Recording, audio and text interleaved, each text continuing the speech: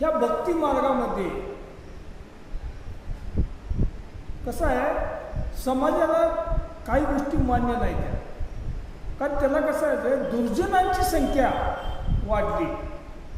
पण आता दुर्जनांची संख्या वाढत असताना त्यात जर चांगला माणूस असेल त्याला ते सहन होत नाही, पण त्यांचा अपमान केला जातो. मग अपमान जरी केला तरी हा ज्ञान बघा, ह्या ज्ञानात असल्यामुळं, हा भक्ती योगात असल्यामुळं हा तो सहन करतोय त्याला. कारण कसं आहे की जी मानसिकता तयार झालेली आहे, जन जे जे उपद्रव देती ज्ञाता साहे ऐशिया रीती.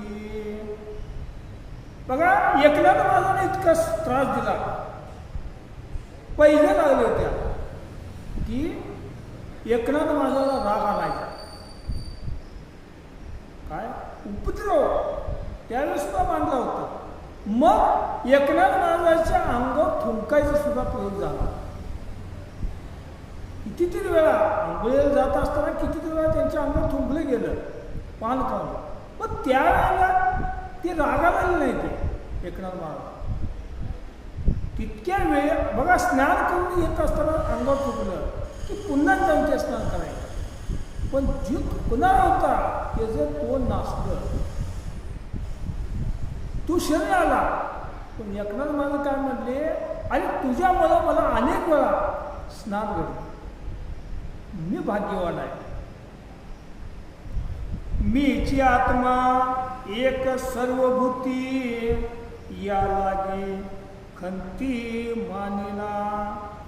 आपुलिया अवयव विकारता उद्वेग उपजे जेवी चित्ता. तेवी सर्वभूती एकात्मता जाणून तत्वता उभो न म्हणे. बघा, एखादा त्याचा छळ करतोय. बघा, आध्यात्मिक दृष्टिकोनातून जाणाऱ्या प्रत्येकाला ह्या वाटेत जावंच लागणार आहे आणि ती सहन करावं लागणार आहे.